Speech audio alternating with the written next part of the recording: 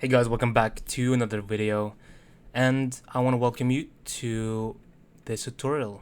So let's start off by trying to draw on our window, and for this we'll just have to go to our celestial body class and create a function called draw.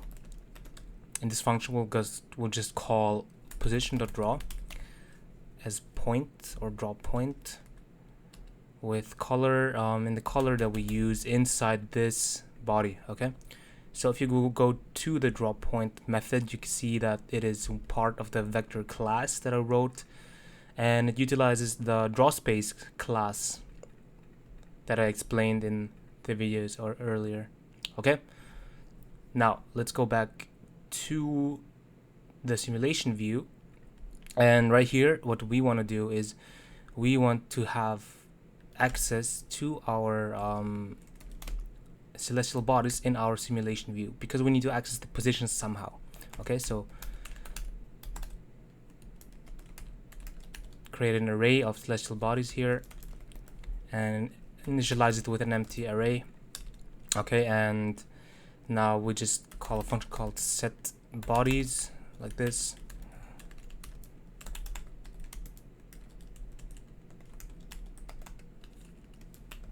And of course we'll just set the bodies through this function. But we're not done here. What we need to do is we need to call the draw, override the draw function and draw all the bodies inside here. Otherwise it won't work. Okay, so you always draw in this, the way I do it here, always draw inside the draw method. So we'll just iterate through a loop and call the draw method for every single body.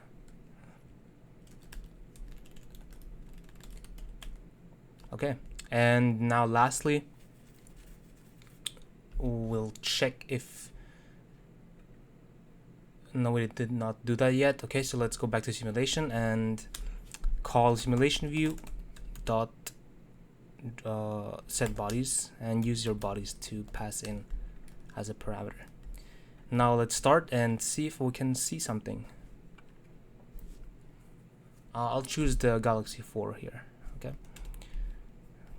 let's see. And now you can see we are rendering, we're drawing our celestial bodies on the window, scaled to radius and minus radius. It's probably in the millions. I'm not sure. I didn't check, but as you can see, all the scaling works. Our positions are being set correctly, and now let's start by implementing the force calculation, which we are not going to use right now, but we're going to use it later on. So it's good to have it ready for when it's there. Okay.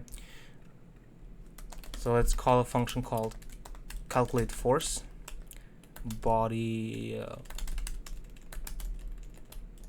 celestial body, and I'll type in a function, a comment. I'll just call it calculate the force applied on this body by the specified body. Okay, so what are we going to do here? So you remember the Newtonian gravitational equation, right? How you calculate the force. So we'll use exactly that. We will use to calculate the force, but there's one more thing.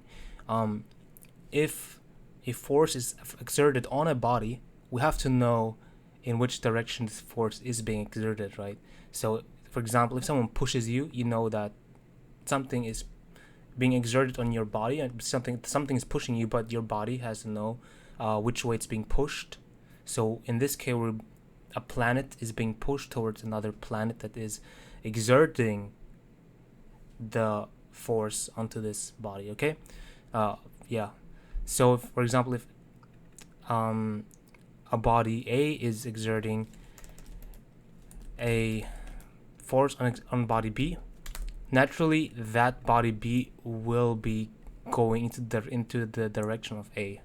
Okay, so we'll exactly do this. So let's call it a variable called direction here, and say body dot position dot minus self dot position. That's what I meant with knowing how to work with vectors. If you know if you don't know how to work with the vectors, I'll just briefly explain here. So if you have a vector 1, vector 2, and you want to calculate the direction vector from vector 1 to vector 2, you just say vector 1 minus vector 2, okay? And since we need the length of this direction, we'll just call r here, and that is our distance between the two bodies. And now we want to say direction dot normalize, so we're normalizing this direction vector to be a unit vector, since we are working with directions. And if we don't normalize it, it will screw up our whole calculation. So that's why we need it. Okay, now let's apply the famous force calculation equation.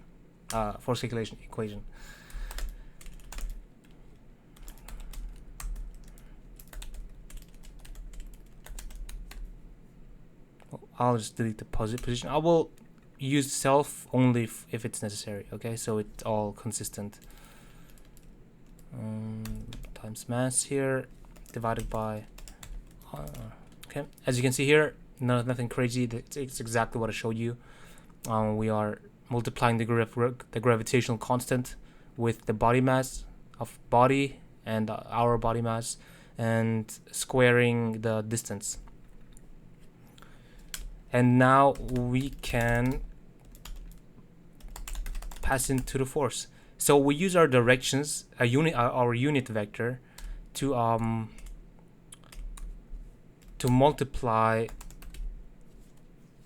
it with the force. Okay, so that's the force being applied in that direction, and we want to add it to our existing force, like this. Okay, so that's how you calculate force, and that should be all good now. Okay, so when we draw when we calculate our positions, after we're done going through all position after calculating all the forces for our bodies, we have to reset the forces again, because we move the bodies according to those forces, right?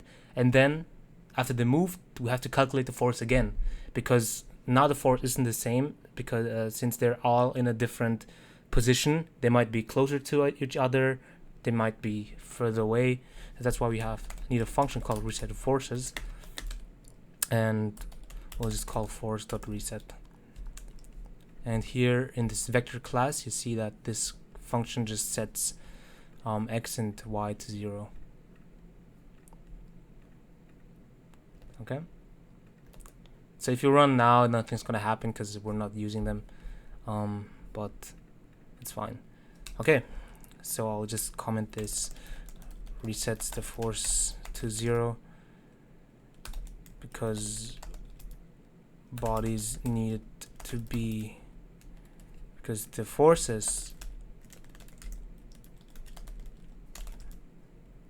on bodies need to be recalculated after moving.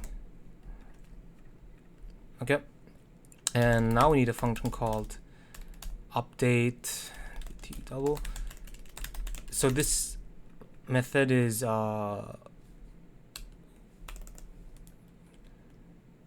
based on this leapfrog method, so I'll just call it allows to accelerate and decelerate the simulation by changing dt. It's basically just a factor that we add to our force, so we can control how much velocity is being produced by the force. So by increasing dt, more velocity is being produced, and thus making the the simulation go faster. Okay, so we just say velocity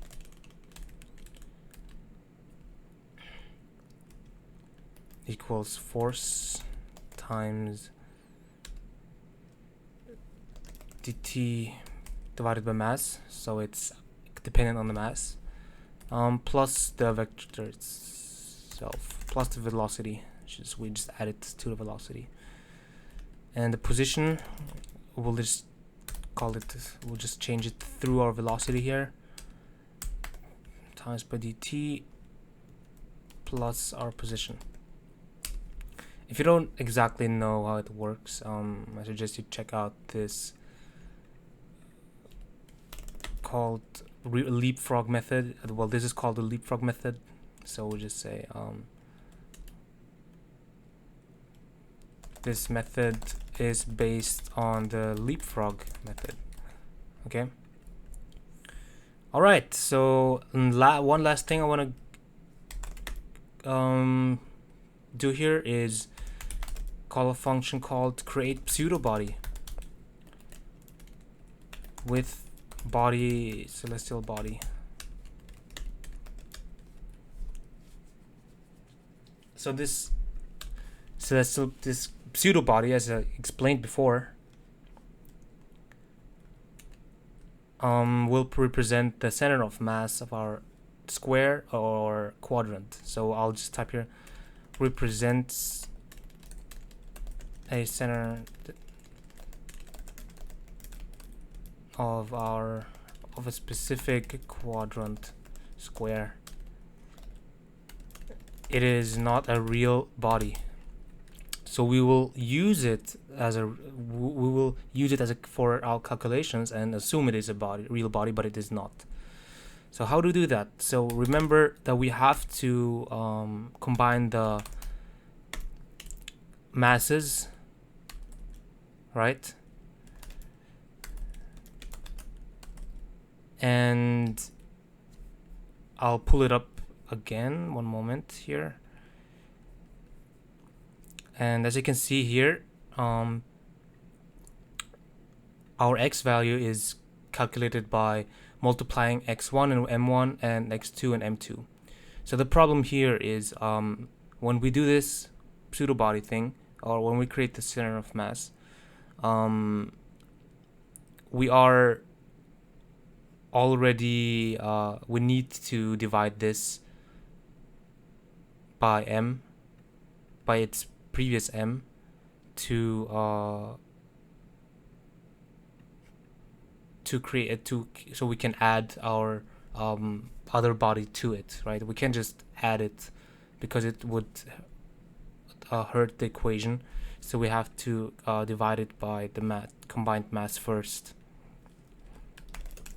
So let's say let combined position equals position dot times the mass plus, and then this might be a little complicated, but it's really not.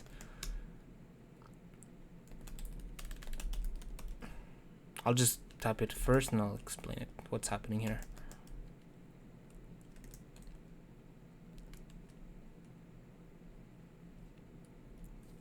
And then we'll just use this combined. Okay, so now for our celestial body, we'll just pass in the combined position. And the velocity, it doesn't matter, we just can pass in whatever. Here we use the combined mass, and as a color, let's just use white. It doesn't really matter, okay?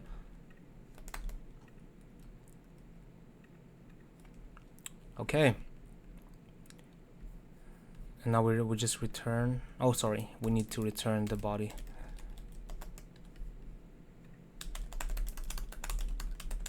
Return combined body here, okay? So about this combined position, as you can see here, oh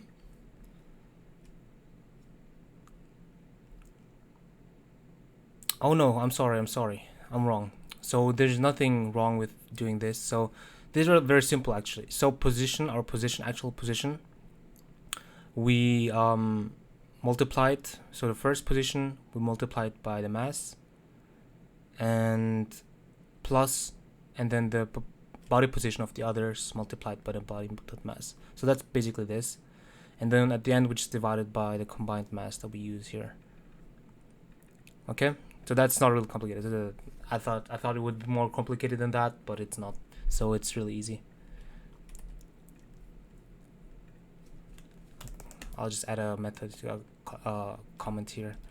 Draws the specified, or draws the point position of this body as a point, or draws this body as a point. Okay guys, that's it for this video. We did a lot of stuff, but some of it you will only see in action in the next few videos, because this is just preparation, and we're not using it right now. In the next video I will start by creating our bonding box for our quad tree. So I'm really excited for that, and I hope you have a good day. And if you have any questions or any topics you want me to cover, then please let me know. Otherwise, I'll see you in the next video, and thanks for watching. Bye bye.